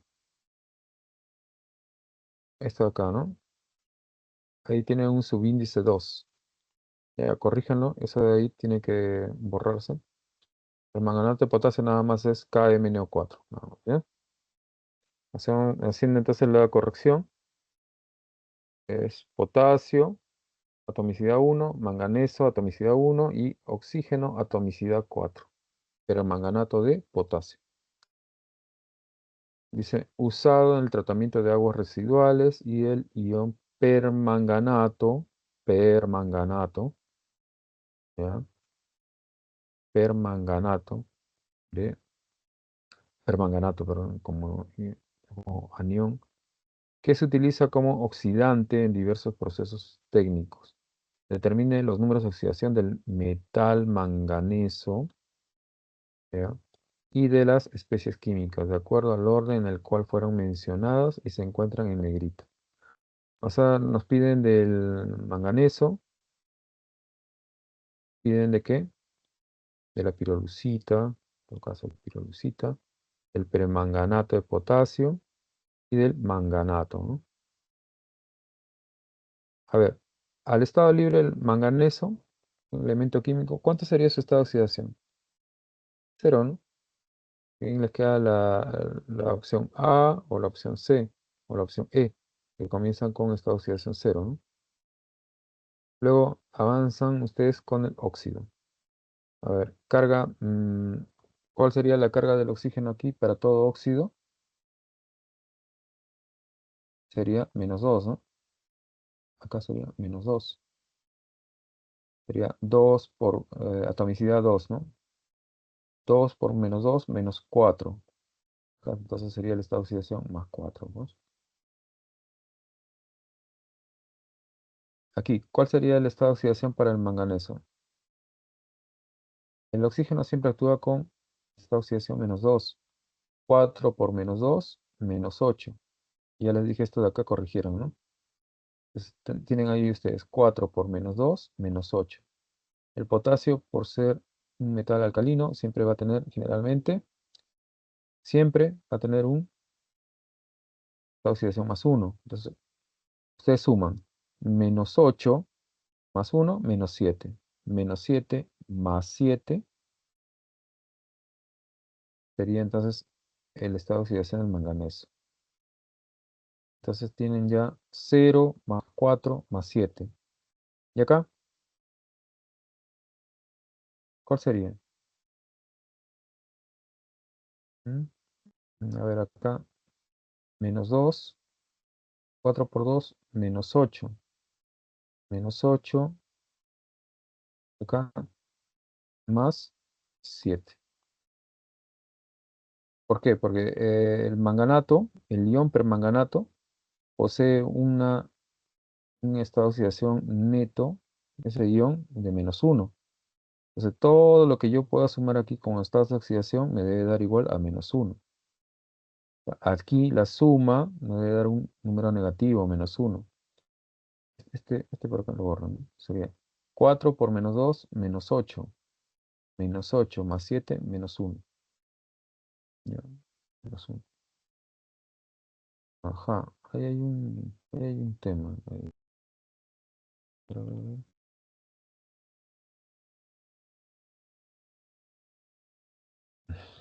permanganato. Escrito con... A ver, a ver, a ver, a ver, a ver.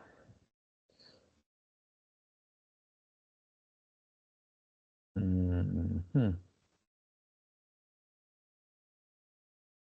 Bueno, no sé que me he equivocado. A ver, vamos a una pequeña búsqueda.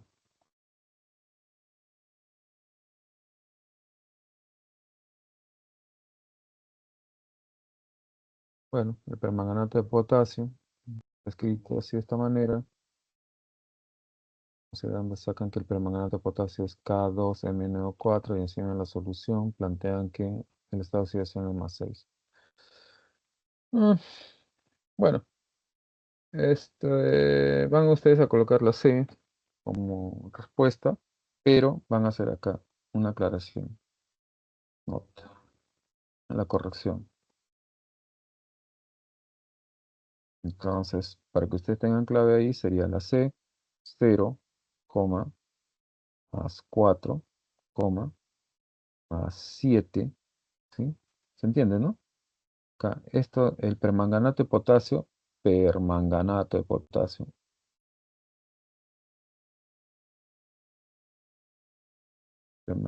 potasio, siempre, toda la vida fue así. Y acá el estado de oxidación del manganeso, ¿cuánto es? -7, ¿no? A ver, ¿cuánto sería? -8 menos 8 acá, menos 7, más 7. Así. Entonces tenemos acá 0, el primero, 4, el segundo, más 7, el tercero, ¿sí? Y acá en el guión no va a cambiar, pues, ser más 7 también. ¿Ya? Esta sería entonces la respuesta correcta, ¿ya? Con la corrección. Bueno, acá olvidemos el pasado. Pasado, pasado está. Los elementos de los grupos, de los grupos A en la tabla periódica se refiere a 1A y 2A, ¿no? Sean metales y no metales, son conocidos como representativos. Ajá. Ah, bueno, claro, claro. Sería entonces todo el grupo A, ¿no? Toda la familia, entonces A. Son conocidos como representativos y al combinarse con el oxígeno forman óxidos. Por ejemplo, en este caso, ¿no? ¿Con quién? Con el 1A, ¿no? El potasio, ¿no? Acá con el 2A. ¿Y acá? ¿Con cuál sería? Con el carbono, en todo caso con el 4A, ¿no? 4A. El bromo sería el 7A.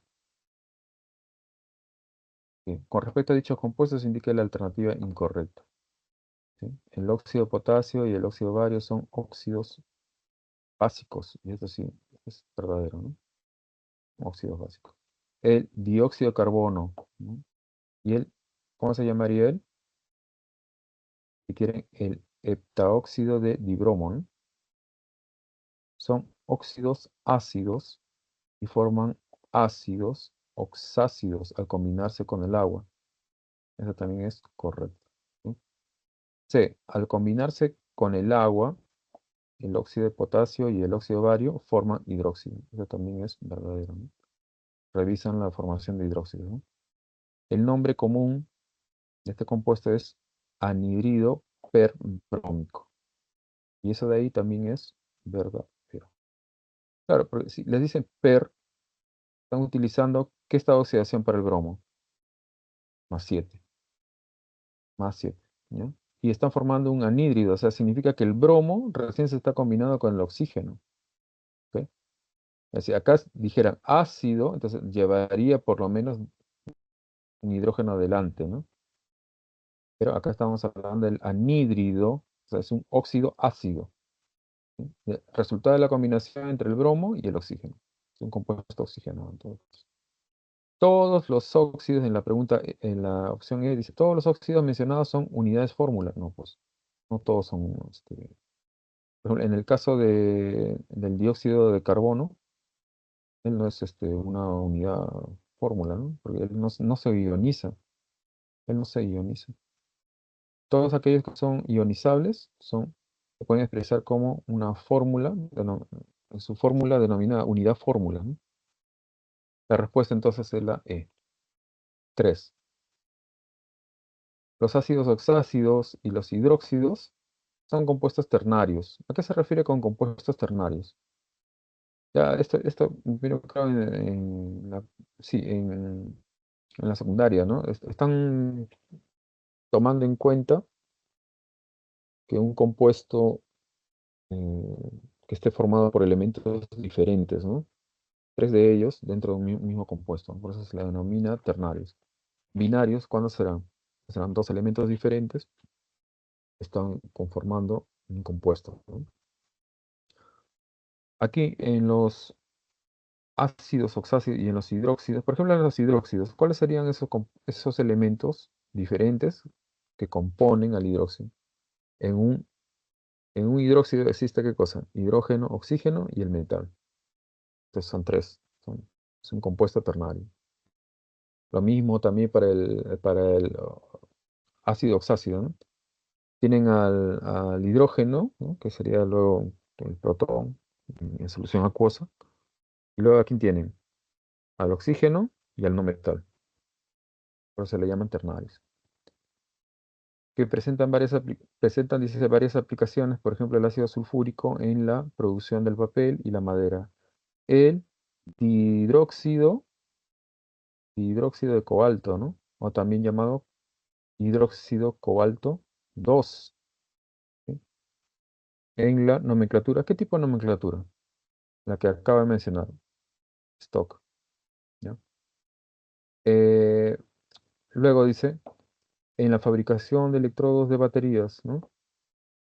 Y, ¿quién más? ¿El qué sería? El dihidróxido, porque contiene la función hidróxido, ¿no? Dihidróxido de cobre. ¿A quién me estoy refiriendo? A la nomenclatura del tipo UPAC. UPAC, o también llamada sistemática. Entonces tenemos así, seleccione la alternativa que indica el nombre común del primer compuesto. Bueno, ya está, ácido sulfúrico, ¿sí? Ácido sulfúrico, porque estamos utilizando también el mayor estado de oxidación de quien del azufre, ¿no? En este compuesto. ¿Sí? Ácido sulfúrico, donde tiene la función ácido, ¿sí? Un protón, o en este caso dos protones delante, ¿no? Y luego, ¿quién más? La nomenclatura del tipo stock. Él será la nomenclatura del tipo stock, con el número romano del estado de oxidación al cual pertenece el metal, ¿no? En este caso el cobalto. Y luego tenemos el dihidróxido de cobre. El dihidróxido de cobre, haciendo referencia a este di, ¿a qué? A la atomicidad, ¿no? A la atomicidad. O en todo caso, aquí, a la duplicidad, ¿no? De la función, en todo caso, hidróxido, ¿no?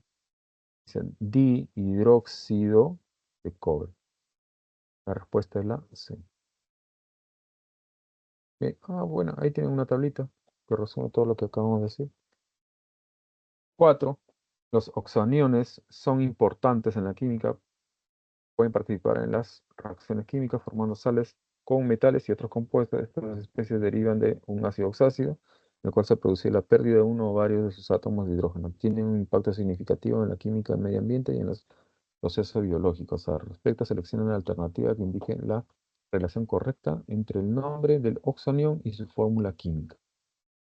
Bueno, si ustedes ya tienen un manejo, van a la tabla, ¿no? Y corroboran eh, cuál de ellos sería entonces el- la relación correcta, ¿no?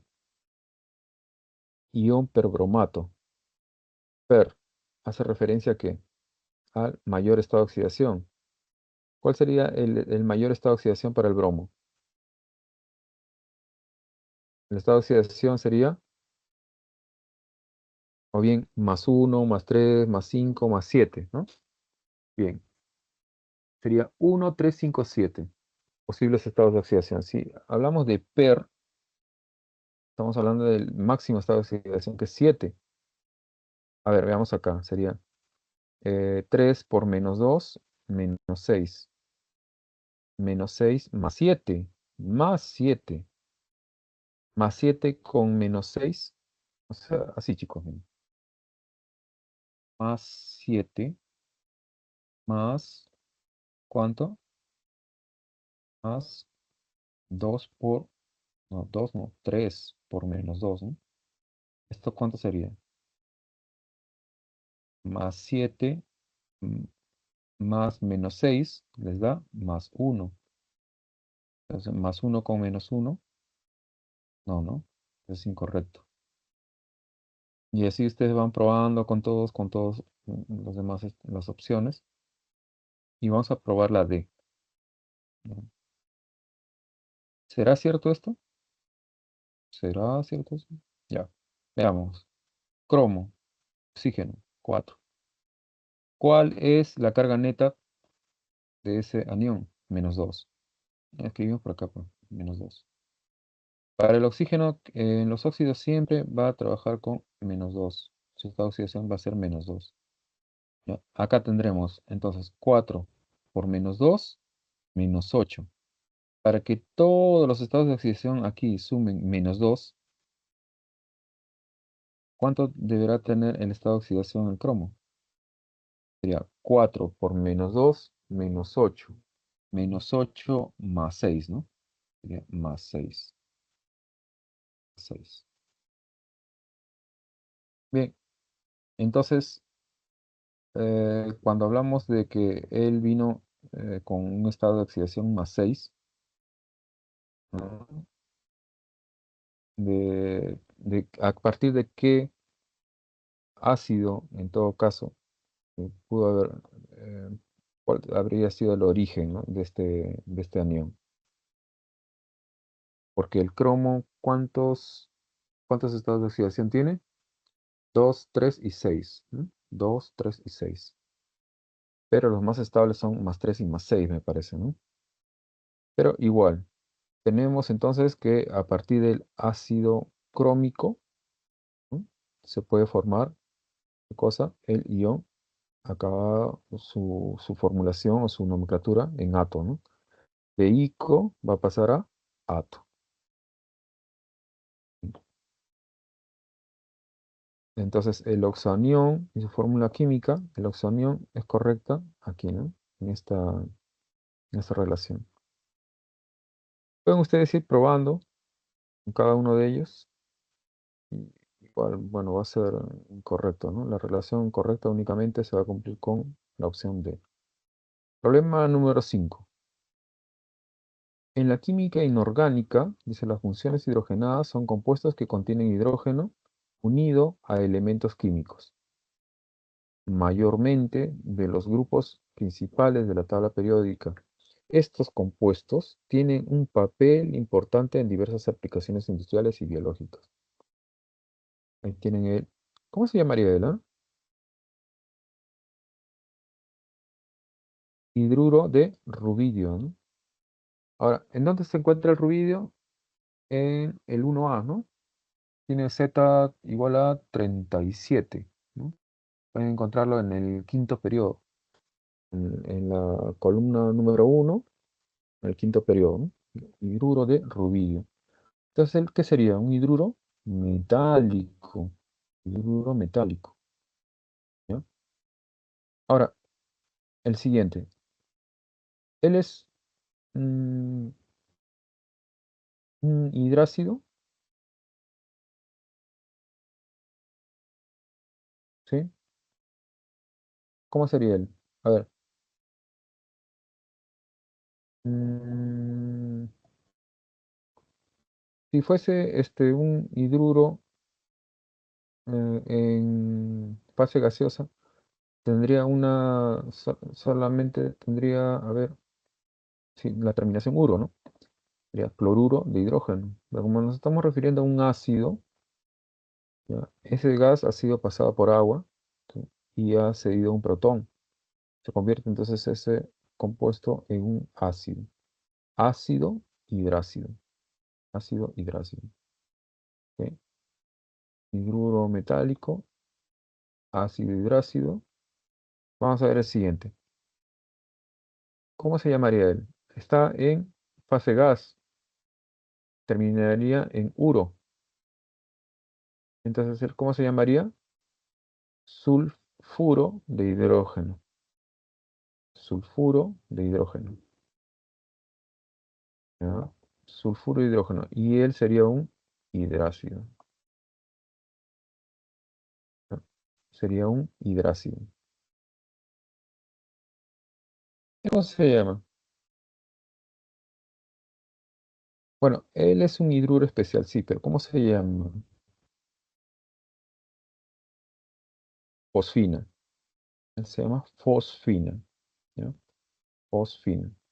Y bueno, van a ver ustedes en esta tablita que agrupa a los hidruros especiales cuando se combina justo con los elementos nitrogenoides, ¿no? Nitrógeno, fósforo, arsénico, y les dije que tuvieran mucho cuidado con el antimonio, ¿no? El antimonio que es un metaloide, ¿no? En todo caso. Pero en el grupo de los nitrogenoides, ¿sí? Se encuentra el fósforo. A ver, veamos. No, pero no entendí. Ya, espera un momentito. Ahí dice, hidruro de rubidio, ¿ya? ¿El quién sería? Ácido, la terminación uro cambiamos por hídrico, ¿no? Cuando el gas se hizo pasar por agua y ese gas tenía la terminación uro, su nomenclatura, va a pasar ahora a ser, ¿qué cosa? Un ácido en solución acuosa y la nomenclatura cambia, ¿no? Su nombre cambia. Entonces, él va a ser ácido clorhídrico. ¿Ya? Él sí va a ser el sulfuro de hidrógeno. Rico olor, ¿no? Que tiene el sulfuro. Ya. Huele a huevos podridos. Bueno, la gente se queja, pues no sé. Bueno, ya. Este pH 3, pH 3 gas. Él se va a llamar fosfina. ¿Ya? Ah, ya. ¿Y él cómo se llama? Con arsénico, ¿no? Arsina. Arsina. Justo eso hay un trabajo de investigación justo que estaba haciendo hace mucho tiempo con eso. Aquellos tiempos. Bueno, entonces la respuesta es E, la 6. Los hidruros son compuestos químicos binarios formados por hidrógeno con otro elemento, que puede ser metal o no metal. Por ejemplo, ¿no? ¿El cómo se va a llamar? ¿Mm? Dihidruro también, ¿no? Dihidruro de cobre, si es que podemos hablar en su forma sistemática, ¿no? O yupa. Amoníaco, ¿está bien? ¿Él es ácido? No, porque está en fase gas. Si fuese ácido, estuviese en solución acuosa. Él sí ya vendría a ser ácido. ¿Sí? Ácido sulfídrico. Cambia la forma de nombrarlo, ¿no? Cuando está en forma gas, sulfuro puro de hidrógeno, ¿no? Pero cuando pasa por agua, así como en este caso, se va a convertir en ácido sulfhídrico. ¿Sí? A ver, volviendo de nuevo. ¿Tienen ustedes al, ¿cómo se llama él? Dihidruro de cobre, en la nomenclatura sistemática o IUPAC. Si ustedes quisieran nombrarlo en la forma, bueno, en la forma stock, ¿cómo se llamaría? Hidruro de cobre, y hacen mención al estado de oxidación del cobre, 2 en romano. Así sería. Dihidruro de cobre para el sistemático y hidruro cúprico, puesto que estamos utilizando el metal con estado de oxidación +2. Sí, a ver, un momentito. Sí, porque el cobre tiene el estado de oxidación +1 y +2. Entonces sería hidruro cúprico. Ahí tienen. Aquí el amoníaco, o también este nombre, este nombrecito que siempre se me olvida. No sé, asano. Grábenselo, ¿ah? Asano. Bueno, la respuesta que coincide con lo anteriormente expuesto es la respuesta, la A, la opción A. ¿Ya? Opción A. ¿Cuántas preguntas son? A ver, 7 y 8. Ya. Vamos hasta las 7. 7 y 8 que tenemos que acabar. Ya. 7 dice, el nitrato de plata es conocido por su capacidad para formar precipitados insolubles con varios compuestos, lo que lo hace útil para identificar iones. Si el nitrato de plata se combina con el yoduro de potasio, se forma yoduro de plata, que es un precipitado amarillo e insoluble. También se forma el nitrato de potasio acuoso. Respecto a los compuestos mencionados, determine el valor de verdad o falsedad de las siguientes proposiciones. 1. Presenta la fórmula, así como está expresada en nitrato de plata, y es un compuesto molecular. Bueno, es en realidad un compuesto de qué tipo, de qué naturaleza, iónico. ¿Sí? van a ustedes a tener al ion plata, al ion, al ion plata, por ejemplo, ¿no? Y los iones nitrato, por ejemplo, así circundando incluso, ¿no? Así como haciendo una esfera también de solvatación, ¿no? Alrededor. Sí, ¿ya? Es un compuesto iónico en realidad, ¿no? Un compuesto iónico. Y su fórmula es tal, ¿no? Bien. Dos. Se mencionan dos sales oxidales y dos sales aloideas. Claro, las dos sales oxidales son el propio nitrato de plata, ¿ya? Y el nitrato de potasio. Las dos sales oxidales serían nitrato de plata, ¿sí? Y el nitrato de potasio, ¿ya? A ver, ¿qué es lo que nos ayudaría acá? Poner la reacción química, ¿no? Por ejemplo, acá, a ver, el nitrato de potasio, no, no, no, sí, el nitrato de plata se combina con el yoduro de potasio. Nitrato de plata, escriban así, nitrato de plata. Se combina con el yoduro de potasio, entonces se forma, ¿sí? ¿Qué cosa? Yoduro de plata. ¿Ah? Y la plata desplaza aquí al potasio, ¿no? Se forma yoduro de plata más ¿quién? Más nitrato de potasio. Así, ¿no? Entonces, dice, se mencionan dos sales oxidales. L es sal oxidal. ¿Quién más? La sal oxidal. ¿Mm? El nitrato de potasio. ¿Qué vendría a ser L? ¿O qué vendría a ser L? Sales aloideas. ¿Ya? Ellos son sales aloideas. ¿Ok? Entonces, la número 2 es verdadero. 3. El precipitado insoluble en agua es un compuesto binario y tiene por fórmula así, yoduro de potasio. Bueno, este es falso, ¿no? Falso. Yoduro de plata es un precipitado, dice amarillo insoluble. Insoluble es el yoduro de potasio, ¿ya? Y por contener yodo y plata en el mismo compuesto, bueno, es un compuesto del tipo binario, ¿ya? Aproximadamente tenemos como 9 a 8 minutos, ¿ya? El carbonato de sodio decahidratado, dice, es un compuesto inorgánico de gran importancia en diversas industrias como la fabricación del vidrio y en la industria del papel.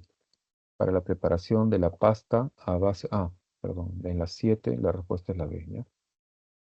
8. Entonces, seguimos.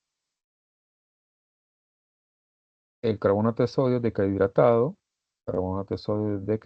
es un compuesto inorgánico de gran importancia en diversas industrias, la fabricación del vidrio y en la industria del papel, para la preparación de la pasta a base de soda.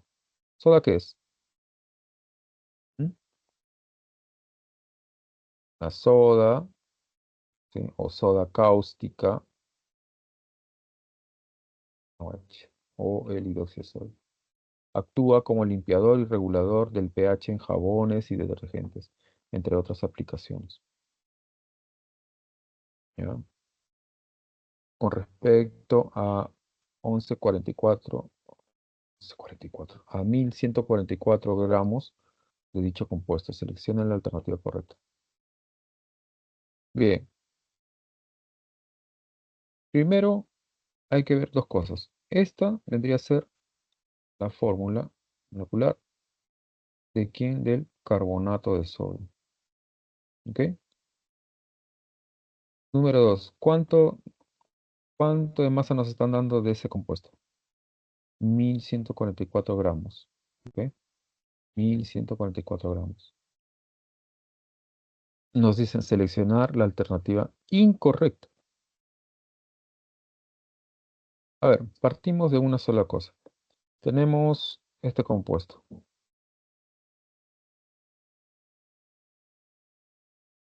¿Ok? O sea, si nosotros queremos hallar la masa molar, ¿cuánto sería?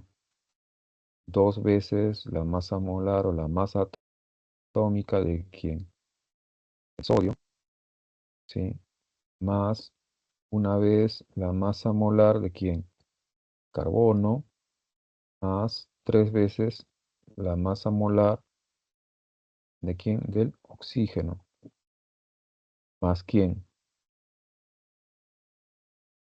Más, contando el agua, ¿no? Sería más 10 por 2, bueno, serían 20 veces la masa molar del hidrógeno, más, ¿cuánto sería? 10 veces la masa molar del oxígeno. Entonces, ustedes ya deben tener ahí una masa molar calculada. No se preocupen, más adelante está escrito, pero quiero que tengan en cuenta esto, la forma como ustedes van a hallar la masa molar. Sumando la masa molar del átomo que conforma, en todo caso, la fórmula del compuesto, ¿no? Entonces tienen que sumar todas estas masas molares y les expresa la masa molar de carbonato de sodio. Entonces nos dicen, hay 4 moles de la sal. Veamos, perdón, hay 4 moles. Recuerden que acá la unidad va a ser siempre en gramos por mol. ¿M? Y además ya tienen ya la masa en gramos. Veamos.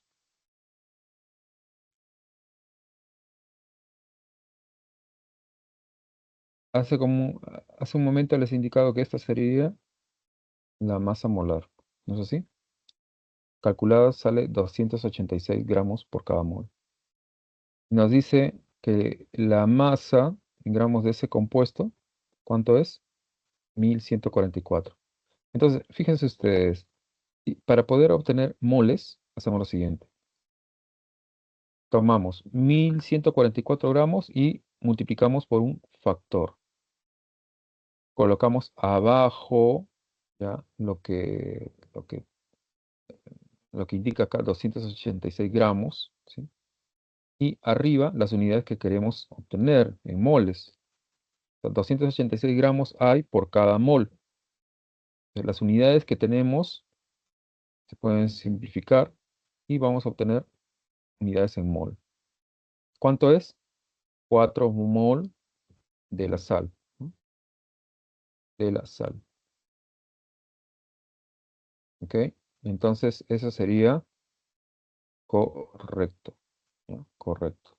Ahora, esto, hay una cosa aquí. Es decahidratado. Bueno, esto de acá, pues, acá debe ser así, ¿ya? Ahora, ¿cuántas unidades fórmula contiene 2,4 por 10 a la 24 unidades fórmula de carbonato de sodio? Bueno, a partir de la masa en gramos, multiplicamos también por nuestro factor de conversión, ¿no? En 286 gramos había ¿cuánto? Un mol. Un mol de esta sal, ¿no? Un mol de esta sal. O sea, son 6, por 10 a la 23 unidades fórmula. ¿Ok? Entonces hacemos la respectiva cancelación de las unidades gramo y gramo y nos queda unidades fórmula de carbonato de sodio. Entonces eso, ¿cómo va a ser? 2,4 por 10 a la 24 unidades fórmulas de carbonato de sodio. Eso también es correcto, ¿no? La C dice, existen en la muestra 7,4 por 10 a la 24 iones totales. Pero ¿de quién vamos a obtener iones? ¿Del agua? No. ¿Vamos a obtener de quién? Del carbonato de sodio anhidro, ¿no? O sea, sin el agua, ¿no? Por un lado vamos a tener carbonatos, por el otro lado vamos a tener sodios. ¿Cuánto vamos a obtener de sodio? 2 moles de iones sodio. ¿Y un mol de cuánto? De carbonato, ¿no? En todo caso. Parece que acá se establece lo siguiente, ¿no? 286 gramos en el factor de conversión, ¿sí? Tenemos la masa multiplicada por factor de conversión, que dice 286 gramos, equivale a 2 moles de iones de sodio más un mol, ¿no? Un mol de iones carbonato. Entonces, si yo sumo estas dos cantidades, ¿sí? Estas dos cantidades, obtengo los iones totales. ¿Y eso cuánto es? 7.2 por 10 a la 24. 7.2 por 10 a la 24. Eso es incorrecto entonces, ¿no? La C vendría a ser la opción, ¿ok? Que nos pide. D. Contiene 2,4 por 10 a la 25 moléculas de agua. Vamos a ver. En 286 gramos de esa sal, ¿sí? Hidratada, deben haber ¿cuánto? 10 moles de agua. Y eso ustedes lo constatan justo por la fórmula, ¿no? Hay 10 moles de agua aquí, 10 moles de agua, ¿ok? Por cada mol, o sea, 286 gramos hay 10 moles de agua. Ahora, cada mol de agua, ¿cuántas moléculas habrá? 6,022 por 10 a la 23 moléculas de agua. Y eso me da esta cantidad, ¿no? 2,4 por 10 a la 25 moléculas de agua. ¿Cómo será eso? Verdadero también, ¿no? Verdadero. Presenta 720 gramos de agua. Vamos a ver, si ya hemos encontrado, entonces que hay, observando nomás, ¿no? Son 10 moles de agua. Por cada mol de agua, ¿cuántos gramos de agua tendré? 18 gramos. Es, prácticamente esto es la masa molar de la que multiplicando por estos factores tenemos 720 gramos de agua. Eso es verdadero. Entonces la respuesta es la C. ¿Ya? Bueno, entonces hasta ahí acabamos, chicos.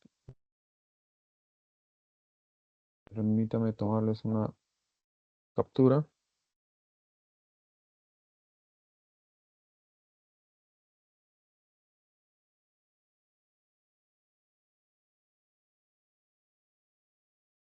Por favor, cualquier cosa. es- yo también tengo clases en los días viernes, ¿sí? En la Facultad de Matemática. Ahí me pueden encontrar, ¿no? Para cualquier aclaración, cualquier duda que tengan. Pero claro, siempre en sus horarios correspondientes, ¿no? Ya. Esto sería segunda captura. Es uno, necesario uno, ¿no? Pero si acaso a veces se me borra. Ajá. Ya está. Bueno, chicos, eso sería todo por hoy. Y por favor, la parte matemática, practíquenla. No es un impedimento, no debería ser un impedimento la parte matemática, pero sí tengan bien en cuenta la parte química, ¿no? Los factores de conversión sobre todo. En esta parte va a ser obligatorio conocer, ¿qué cosa? Ah, al 100% los factores de conversión. Cómo ustedes pueden originar, cómo pueden ustedes obtener un factor de conversión que les ayude a resolver problemas. Bueno, nos vemos, chicos. Gracias.